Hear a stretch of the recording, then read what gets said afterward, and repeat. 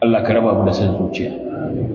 Da ƙarshe muna da kira tare da jan hankalin hukumar tarayya ta ƙasa, musamman shi shugaban ƙasa, game da wani mutum da aka nada shugaban INEC bayan irin nuna ƙiyayya da gaba da tsana da ya fito da ita ga al'ummar musulmi ta ƙasar nan. Yana daga cikin waɗanda suka jima da rubuce-rubuce akan yi wa wannan al'umma ta musulmi ta ƙasar nan ƙazafi da ƙage da sharri cewa ana kashe kiristoci. Yana cikin waɗanda suka ci zarafinmu tun ba yanzu ba.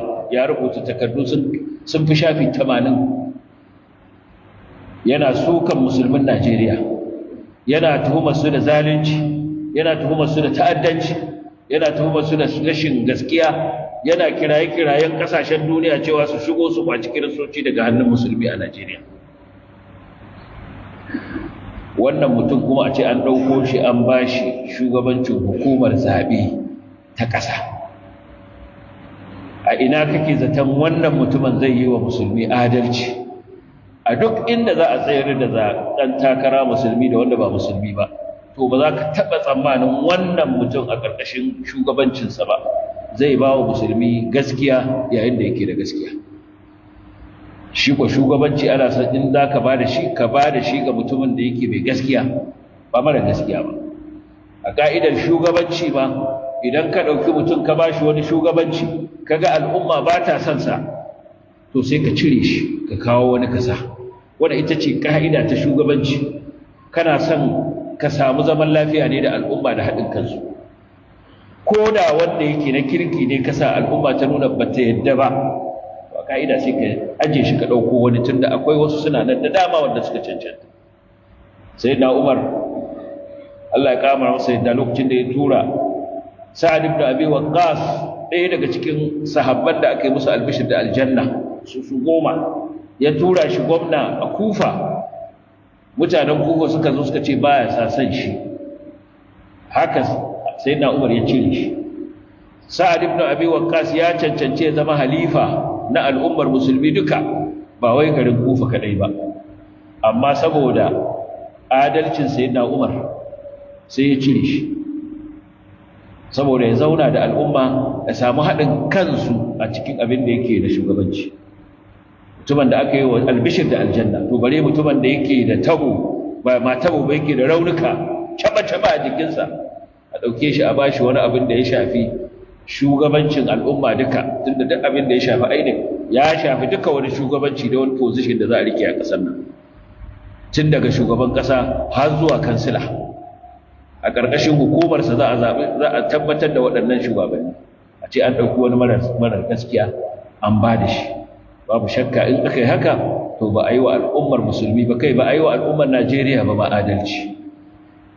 Saboda muna ƙara kira ga shugaban ƙasa ya duba wannan naɗi da ya yi wa wannan mutum, ya cire shi, ya sa mutumin da al'umma za su yarda da cewa zai yi adalci. Duk sanda aka ga gaskiya ita zai bi, ba zai bi son zuciya ba. Allah sa wannan kira ya shiga kunnensa, Allah sa ya shiga kunnen waɗanda suke da iko su gaya masa. Allah subhanahu wata'ala ya ba mu zaman lafiya a ƙasarmu, Allah ya kaɗe mana dukkan fitintunun da suke damunmu. Allah subhanahu wata'ala ya ba mu arziki mai amfani. Ubangiji ya ba mu shugabanni masu gaskiya, masu adalci. Ƙasashen musulmi da suke cikin wani yanayi, suke cikin wani yanayi mara daɗi na kashe-kashe da mace-mace da yaƙe-yaƙe, kamar ƙasar Falastin, Gaza da ƙasar Sudan, muna addu'ar Allah subhanahu wata'ala ya kawo musu ɗauki, ya yi musu wannan damuwa.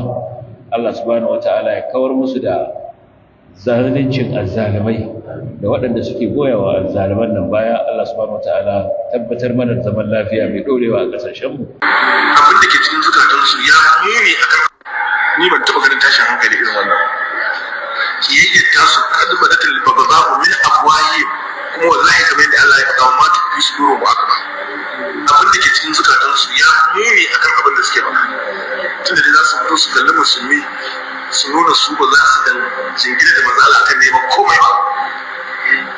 su kansu ya ishe su ba za su yi ba kuma suna hana a yi kuma ga shi kiri wa za ki lahu ku so ya sadaka da kuma rasulullah ku so mu ce a kai ku wajen manzo Allah ya sa baki Allah ya muku abuwa Allah ya ce sai su ba su yadda ba su juya baya su ba za su wajen manzo Allah ba ita ko ka ne ba aya ce ta alqur'ani Allah ya ku so mu je wajen manzo Allah ya nema ku gafara a wajen Allah lagoro ku so ne su kawo da kansu sai su kawo da kansu ba za su ba Allah ya ce rabu da su sa'awna alai astaghfarta lahum aw lam tastaghfir lahum shi ke Allah ya ce da ko ka sa baki ba za a yi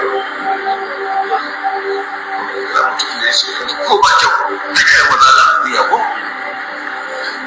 yanzu mutum ya zo ya durkusa da wani ya ga wani babban mutum ka tsaya kofar wani gida sai ya zaci cewa duk da ba mai gidan bane wata kila mutum mai gidan ne bari in ce da kama gabaci da Allah ya sa ya yi magana a yi sanda ne zan mai gidan nan alaga ta wala alaga dan Allah ya dazo da zai gidan ba shi ba kowa ba ba da zai yi ma shi ya zai wani zuciya wannan ba su da wata dangantaka da gidan suke zauna ko da haka ne ai sai cike kawo na kanta shi mutum ya zo wajen manzalar sanadin suna kace gaba da shi ba abin da zai iya mutum ya zo wajen manzalar sanadin suna ya yi kafin kama da annabi sanadin suna ku ba ku da baki sai inda za ku bata annabi ba inda za a ji rashin kunya ku da fasaha ku sai akan abin da ya shafi manzala Allah ya mana sani to wannan shine barista dan almajiri kuma kamar yadda nace in kun lura shine wanda Kandahar Allah ya ƙara masa lafiya da imani da nisan kwana yace ko abu ku yi muƙabala ne sai ya shiru daga sannan shine to wannan shine kuma wanda in malam lawan ya bada amsar abin da aka tambaye shi sai ya mai da shi baya shine malam lawan ke bawa amsar na maimaita shine yace malam lawan wai ya kamanta malam lawan yace to dama an taba kamanta abin da babu nace annabi ba shi da shi yace ba shi yayi kokarin ya kakaba wa malam lawan bala'i shine barista dan almaji shi yasa nace irin wannan sharrin da kuke wa ahli sunna wallahi shi ke sawa me san Allah wanda ya bibiye ku a zaton hanyar Allah kuke kai sai ya bar tafiye ku kuma duk da haka kuka samu ka bakku muka fahimci sunna irin wannan sharri kaga yanzu mas'ala ya dauko guda biyu ko ka iya ce mata guda daya in ka ce guda biyu shine mas'ala na cewa idan an shiga cikin tsanani an shiga cikin damuwa Allah subhanahu wata'ala kadai ake neman agajinsa da kuma mas'ala ta tawassuli da su suke cewa tawassuli amma tsantsatsagwaran shirka ce kuma zan karanta wallahi shirka ce ba wani tawassuli shirka suke yi to idan ahlus sunna suka hana wannan shirkar shine sai su fake su koma suna irin wannan sharri suna irin wannan ƙayan yanzu ka janyo aya alqur'ani wacce take magana dangane da munafikai ka ce idan aka ce su tawo su je gurin annabi sallallahu alaihi wasallam ya roƙa musu gafarar Allah kace sai su kauda kai har ka zo kake kwatance da wani wanda ya ga wani mutum a ƙofar gida sai ya zaci ai mai gidan ne sai je wai ya durkusa yana cewa ya nema masa wani abu a wajen wannan mai gida shi mai shi a zatansa kaga wannan kiyasi ne wanda akwai sukar annabi Muhammad a ciki wallahi wato kana kiyasin annabi Muhammad da Allah mai gidan nan shine Allah wanda kuma aka tarar a bakin kofar gidan nan shine annabi Muhammad wai sai ka ce wai shi wanda ya durkusa a gaban wanda ya gani a kofar gidan yana zaton yana da alaka da mai gidan to babu yaqini akan manzon Allah kenan ko kaga wannan kiyasi ne wanda kai daga ji ka san wahayin shedan ne daga ji kuma bai hau daidai ba ai shi annabi Muhammad sallallahu alaihi wasallam yaqini ne yana da alaka da Allah, in ma kai shakka ba shi da alaka da Allah ka kafurta. Amma wai sai ka ce wai me shi sai yayi zaton wanda ya gani a kofar gidan yana da alaka da shi, wai sai me shi mu kenan ahlus sunna sai me shi ringa wai a'a wai ba shi da alaka, kai fice ba abin da zai ma ba shi da alaka da mai gida. Wai yazi billahi, Allah wannan kiyasin daga shedan ne, kuma akwai sukar annabi a ciki, saboda annabi Muhammad yaqini ne yana da alaka da Allah, yaqini ne, in kai shakku ma kafiri ne kai. To amma mu koma mu baka amsa, kaga ayar da ka janyo, sharrin da kuke wa ahli sunna shine babu wani ahli sunna da yake inkari ko yake musu cewa ya halatta a nemi tawassuli daga annabi sallallahu alaihi wasallam ta hanyar neman addu'an manzon Allah. Wannan yana cikin littattafan mu kakaf. Sahabbai sun yi tawassuli da addu'a ta annabi Muhammad sallallahu alaihi wasallam. Mu matsalan mu da ku shine duk abin da ya tabbata mukan tabbatar da shi, wanda bai tabbata ba duk tunaninku, duk hangen nesan ku, duk yanda shedan zai muku wahayi ba za mu yarda da shi ba mu, saboda mu muna tsayawa ne kan dokoki na Allah, kan shari'ar Allah, ba da kwakwalen mu muke hukunta shari'ar Allah ba. Daga cikin ƴan uwa, tawassuli guda biyu ne, akwai at-tawassulul mashru'u, sa'annan akwai at-tawassulul mamnu'u. Wannan a aqidar sunna duk dalibi ya sani. At-tawassulul mashru'u, tawassuli wanda an shar'anta shi, ko dai kai tawassuli da aikinka na ƙwarai, ko dai kai tawassuli da suna na Allah ko wata sifa na Allah ya tabbata. Shi yasa Allah ya ce walillahi al-asma'ul husna fad'uhu biha. Ko dai kai tawassuli da neman addu'a daga wajen wani bawa nagari, shi ma wannan ya tabbata cikin hadisai ingatattu. Daga ciki hadisin Ata, abin da ya faru tsakaninsa da shi da Abdullahi dan Abbas, wanda Abdullahi dan Abbas ke gayawa Ata yace ala urika mar'atan min ahli jannati, yace hadhihi almar'atu as-sauda atat an-nabiy sallallahu alaihi wasallam, yace bana nuna maka wacce mace yar aljanna ba. Yace wannan bakan macen ta zo gurin annabi Muhammad sallallahu alaihi wasallama, tace ya rasulullah inni usra'u wa atakashafu fad'u Allah an yu'afiyani. Kaga wannan tawassuli ne da neman addu'a daga bawa nagartacce. Ahli sunna ba sa kore shi saboda ya tabbata. Tace ya ma'aikin Allah, ina farfadiya, ina yaye tsaraici na, roƙa min Allah ya yaye min.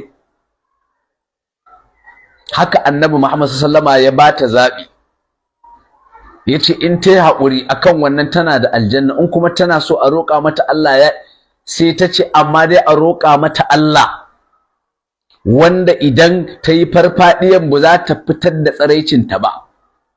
Ga hadisi shahararre na mutumin da ya zo gurin annabi sallallahu alaihi wasallam yana neman manzon Allah ya yi addu'a, tawassuli ne, ya yi bayanin cewa an shiga fari, ruwa ya ɗauke, dabbobi suna halaka, kaza. Manzon Allah yana kan mimbari, ya ɗaga hannunsa ya roƙi Allah. Hatta Abdullahi ɗan Abbas ke faɗi babu alama hadari a sama, amma take sai ga hadari yana haɗuwa, aka yi ta ruwa, sai da mako ya kewayo har ruwa ya yi yawa. Wannan tawassuli ne. Mu muna tsayawa ne inda manzon Allah mu ya tsaye da mu, matsalarmu da ku kenan, ko kuma kuna shishigi ne, shi yasa muke samun matsala da ku. saboda haka kaga wannan sharri ka zauna kaiwa ahli sunna, ko in ce da ƙarya kaiwa ahli sunna. Shi yasa irin sharrin da kuke yi yasa muke samun yaƙini game da aqidar mu. Wallahi irin ƙagen da kuke yi yasa muke samun yaƙini game da sunnar da muke kai, irin sharrin da kuke. Shi yasa malaman mu suka ta gaya mana, suka ce dan bid'a dillalin sharri, su in dai ba su yi ma sharri ba. Sannan kuma yace su ba sa neman komai a wajen manzon Allah. Mas'ala ce fa ake faɗi ta in an shiga tsanani, an shiga damuwa, ba a neman agajin kowa sai Allah, ba a neman taimakon kowa sai Allah. An faɗi yanayin da ake shiga a yi wannan abin, amma saboda zalunci, saboda sharri, in kuka zo saboda ku rikita jahilai sai ku faɗaɗa. Ku ce ai sun ce ba sa buƙatan manzan Allah ma, sai wani ya zata ai cewa mu mun ce manzan Allah ba zai taimake mu ba, ko a'a ai bai taimake mu ba saboda sharri da ƙage. Ku faɗi abin da muke faɗi mana in kun isa, sannan ku naƙasha. Me yasa sai kun juya mana magana? Me yasa sai kun mana sharri? Me yasa sai kun mana ƙage? Sa'annan za ku samu abin faɗi. Halayyar ɗan bid'a kenan, ba zai taɓa hakaito abin da kai ka faɗi, wallahi sai ya canja. Saboda in bai canja ba, ba zai iya ya kare wannan abin da ka faɗi da dalili ba. Shi yasa sai suke buɗe ƙofar samun magana, sai su canja, su lankwaya shi, su juya shi, sannan su zauna suna sharhi. Jahili sai zaci gaskiya suke faɗi, wanda bai san abun ba sai zata haka ahli sunna suke nufi ko haka suka ce, wannan kuma sharri ne nasu. A ƙarshe muna roƙon Allah subhanahu wata'ala ya kawo mana ƙarshen waɗannan fitintu da suke ci gaba da addabar al'ummar Najeriya, har ma da ba mu zaman lafiya mai ɗorewa tsakaninmu.